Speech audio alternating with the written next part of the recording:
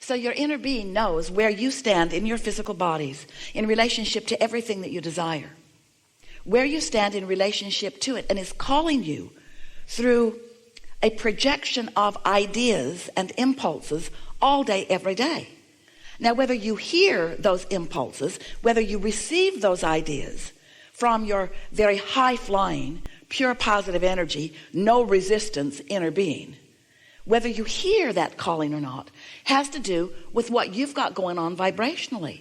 If you're in a bad mood, you can't hear that. If you are angry or frustrated or fearful, you can't hear it. But if you're joyful, if you're happy, if you're playful, if you are in love, or if you are feeling appreciation, then you are in the vibrational vicinity of it, and then those impulses and those ideas just flow seamlessly to you. Thoughts turning to things, you see. And as you receive an idea and you say, oh, I know what I want, or, oh, I've got the best idea. That's you in the receiving mode. That's you continuing the journey of your creation, of launching rockets, your rockets gestating in law of attraction, building them to greater and greater momentum and potential. And then you being in the vibrational place where you receive the idea because you've tuned your tuner to where your tuner must be tuned in order to be in concert with who you really are. Don't you love knowing that? Don't you love knowing that the way you feel is your indicator of whether you're in the receiving mode of your own inner being or whether you're in the receiving mode of your mother? Oh, that wasn't fair. True, but not fair. It's easy to be a reactor to what's going on around you. And so as you are observing things and reacting to them, very often your vibrational output is mimicking something that you're observing rather than your vibrational output being something that you are deliberately accomplishing. We know that when you look at good things, it's easy to soar, and that when you look at bad things, it's not easy to soar. It's easier to be in a receiving mode of unwanted. But you want to be less conditional all the time. You don't want to be dependent upon things to perform for you or people to perform for you so that you can respond or react in a positive way. You want to be so stable that it doesn't matter what the conditions are doing. You're not a responder or a reactor to the conditions. You are tuned into the frequency of who you are, and therefore you are controlling the conditions of your life experience. And we know you so well. And unless you are controlling the conditions of your experience, you are not the hands in the clay deliberate creator that you came here to be, and you are not liking it one bit. You know that feeling of somebody did something and they shouldn't have done it and how mad you are at them for doing it? That's not the receiving mode. You know the feeling that you used to be happier because that person used to treat you in a different way, and now you're not that happy because that person is not holding you as their undivided attention? That's not the receiving mode. You know that not having enough money in the bank and worrying about it when you go to the mailbox, that's not the receiving mode for the financial abundance that you're looking for. In other words, you got to find a way to feel beyond what is, or what is cannot change. If you're just observing what is and having reactions to what is, then you're just creating more of the same. Different places, different faces, but the same thing over and over and over again. Know anybody like that? And so what we want you to know is how much you have changed. What we want you to know is how much life has caused you to create a vibrational reality. What we want you to know is who you really are and what you are on the precipice of. What we want you to know is what you have created and what all of us are focused upon, and what is so easy. Now you know you want it for you to bring it to fruition, but you cannot focus on its absence and bring it to fruition at the same time. And your needing to see it, hear it, smell it, taste it, touch it is what messes you up. If you could accept that it exists, can you? Say yes, but you don't mean it yet. If you can accept that it exists and you can enjoy the feeling of it, let's say that you could use an extra $100 or $200 or $300,000 now. In fact, let's say that not only could you use it, but you really need it. There's just stuff's been going on. Let's say you need it. You need it. And because your life experience has caused you to ask and ask and ask, you have been putting so much abundance into your vortex.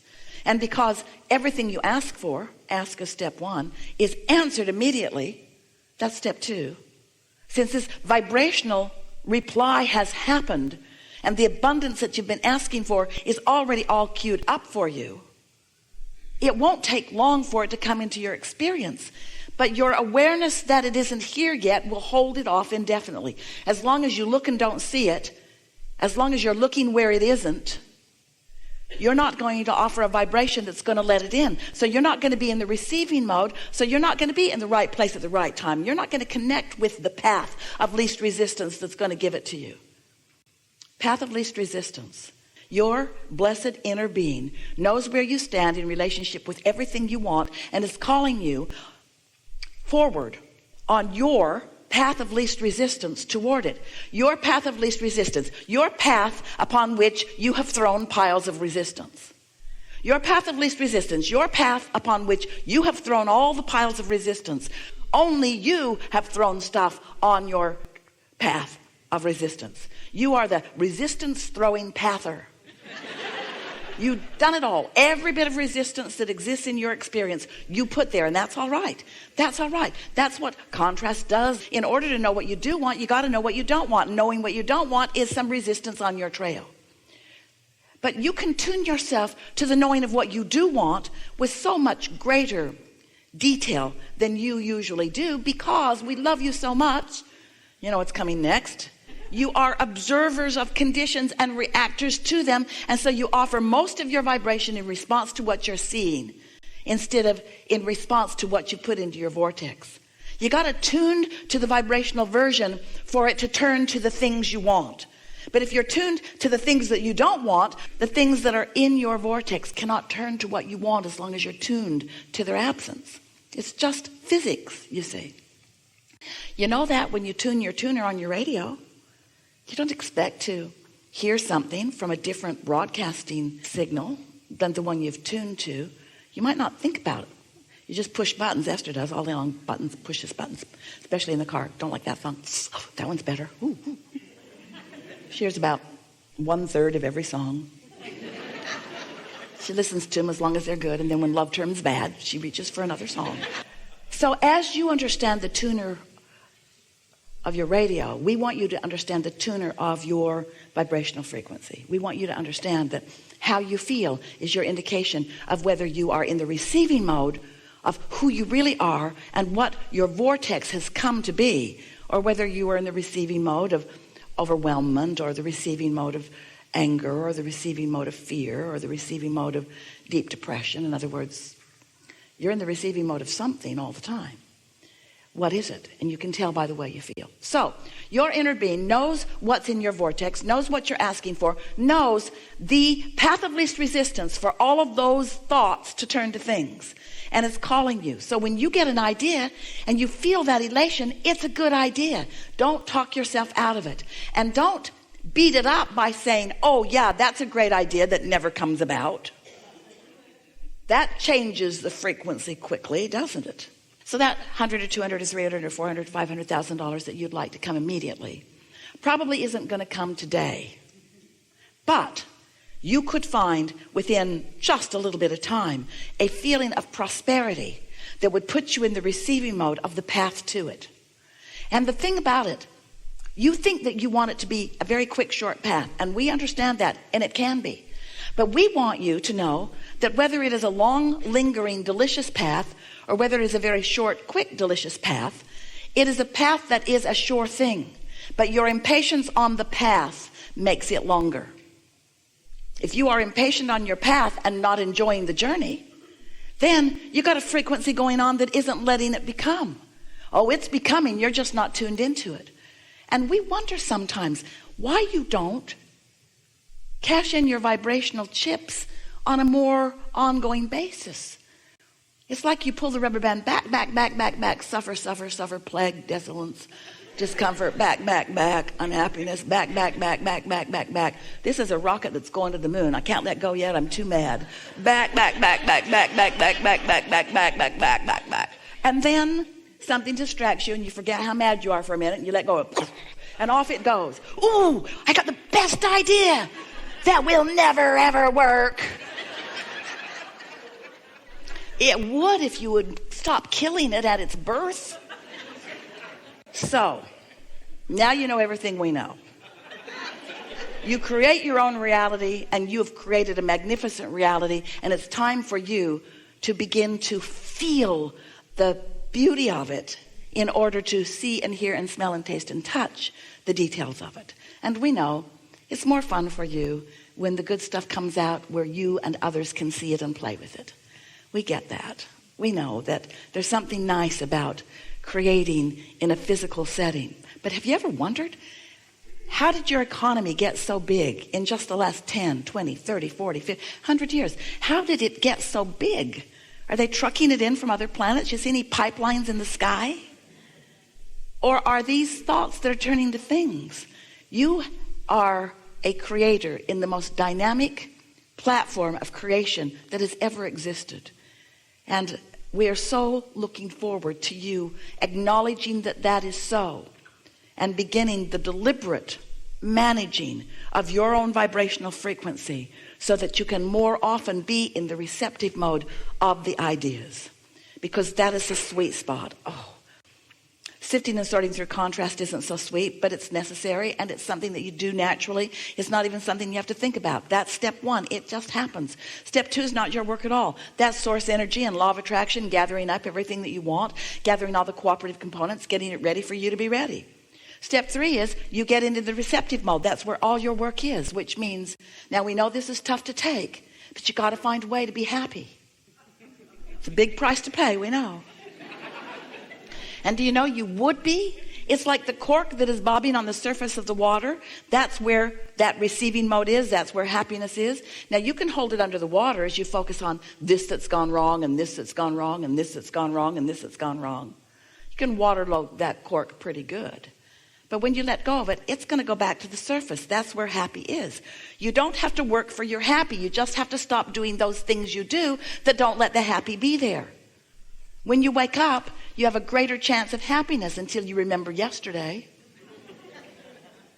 And so, if we've convinced you that you can change your mood, you can. If you care enough, you can change your mood. You will be happy if you don't think the thoughts that make you unhappy. So, stop it. We've enjoyed this interaction immensely. Why would anybody think a thought that doesn't feel good? When it doesn't feel good, why would you continue to do it? Don't be hard on yourself, because it's law of attraction's fault. Law of attraction is bringing you back what you're broadcasting. So if you've got your attention on something and you're feeling some way about it, law of attraction is going to dish up more, because that's just the way vibrational signals work. So you've got to catch it in the early stages before the momentum becomes too strong, because if you don't catch it in the early stages, the momentum is going to become stronger and stronger and stronger until you sleep. Once you sleep, the momentum will subside, and you have a chance of waking up tomorrow feeling so much better. But your proclivity about the way you think is the way you've been thinking, and so in the morning you're going to have to be more aware that you're leaning toward good feeling thoughts than not. We would like you to be less conditional. That's obvious from everything that you've heard us say. Less conditional means not letting law of attraction get hold of your thoughts and take you and those thoughts to places that you don't mean for them to go.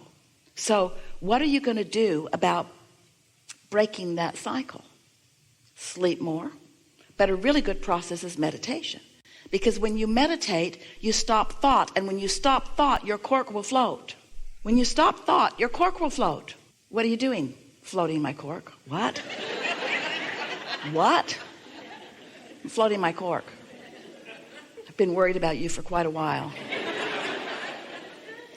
Because when you're not thinking any thought, your cork will float. And when your cork floats, your vibrational frequency raises. But the most important thing about that is you have a conscious realization through every bit of your physical body of what that feels like. You've practiced that frequency. So now your propensity to do it again is greater. You can get to the point where you can just stand behind a thing and close your eyes with the intention of quieting your mind.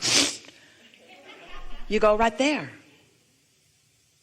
But it just takes some practice and some willingness to quiet your mind.